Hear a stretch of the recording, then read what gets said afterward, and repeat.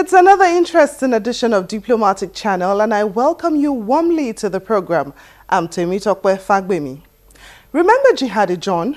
He's the Islamic State militant who appeared in several execution videos dressed in a black robe with a black hood covering his face. While it seems justice has finally caught up with him, more details coming up in this next report. The United States on Thursday, November the 12th, carried out an airstrike in Syria targeting the Islamic State militant, best known as Jihadi John, who participated in gruesome videos of the killings of American and British hostages. Dressed entirely in black, with a black hood covering all but his eyes and the bridge of his nose, Jihadi John became a menacing symbol of Islamic State brutality and one of the world's most wanted men. His real name is Mohammed Emwazi, a British citizen and computer programming graduate from a well-to-do London family. Secretaries of State who've served. White House spokesman Josh Earnest said the airstrike in Raqqa, Syria, shows the United States is serious about using intelligence to apply pressure to Islamic State leadership and called the targeted militant Mohammed Emwazi a target worth going after. Mr. Emwazi was an ISIL leader. He was a strategist for that organization, and he was intimately involved in the effort by ISIL to recruit individuals to their cause. And so his ability to use social media to inspire and radicalize people around the globe meant that he was making a valuable contribution to ISIL. British Prime Minister David Cameron also said the U.S. attack on Mohammed Emwazi, a British citizen, had been a combined effort between Britain and the United States, and it was an act of self-defense. We have been working with the United States literally around the clock to track him down. This was a combined effort, and the contribution of both our countries was essential. Emwazi is a barbaric murderer. He was shown in those sickening videos of the beheading of British aid workers. He posed an ongoing and serious threat to innocent civilians, not only in Syria, but around the world, and in the United Kingdom too. He was ISIL's lead executioner, and let us never forget that he killed many, many Muslims too. And he was intent on murdering many more people. So this was an act of self-defense. It was the right thing to do.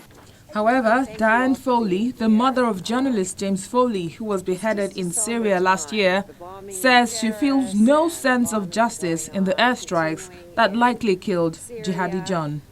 It's just a somber time with the bombing in Paris and the bombing going on and continuing in Syria.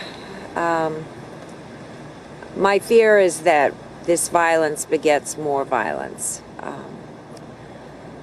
So there's not much solace in bombing for me.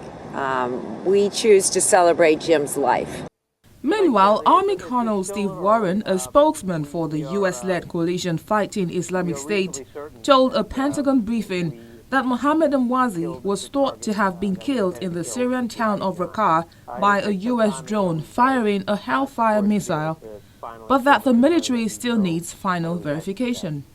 It's still a little early, but we are reasonably certain that we killed the target that we intended to kill, which is Jihadi John. It'll take some time, as it always does, for us to be able to finally formally declare that we know that we've had success. So, you know, as is always the case, we have to wait. We've got several methods that we use to try and determine whether or not the strike successfully killed the target that.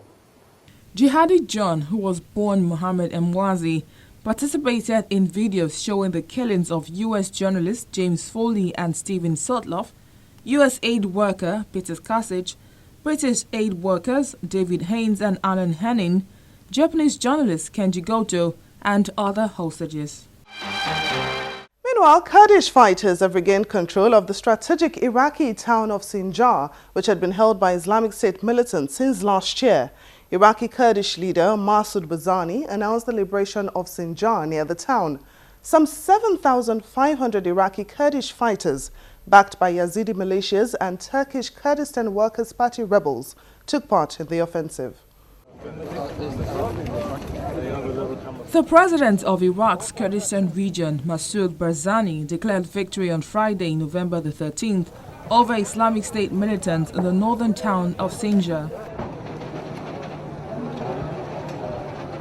Kurdish Peshmerga forces, backed by US-led airstrikes and volunteers from Iraq's Yazidi minority, which has suffered atrocities in the hands of Islamic State, entered Sinjar on Friday after cutting it off from east and west to begin clearing the town of Islamic State militants.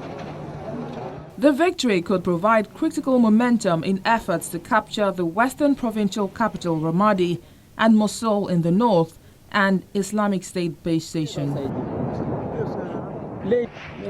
Sinjar is symbolic as well as a strategic prize. Washington launched an air offensive in Iraq and neighboring Syria last summer after Islamic State's killing and enslaving of thousands of Sinjar's Yazidi residents focused international attention on the group's violent campaign to impose its ideology. Barzani said the victory was revenge on behalf of Yazidis. We promised, and we keep our promises. We proved to our Yazidi brothers and sisters that all Kurdistan is behind them. You are not alone. Today we prove that Yazidis are a genuine part of the Kurdish people. Today, the Yazidi people can raise their heads and be proud, and every Yazidi girl can raise her voice and say, I am a Kurd, a symbol of honor and sacrifice. Today, we took revenge for every Yazidi. The recapture of Sinjar from Islamic State came as evidence grew that the group had suffered another setback with the probable death in an airstrike in northern Syria of Jihadi John, a Briton who had appeared in videos showing the beheadings of American and British hostages.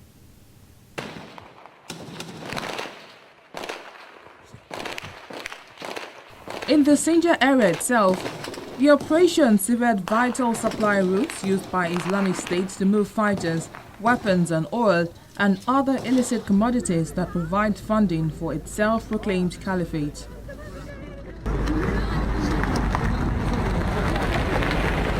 Iraqi government forces have struggled to build momentum in pushing back Islamic State since the group swept through the north last year and consolidated gains in the vast Sunni heartland Anbar province in the west.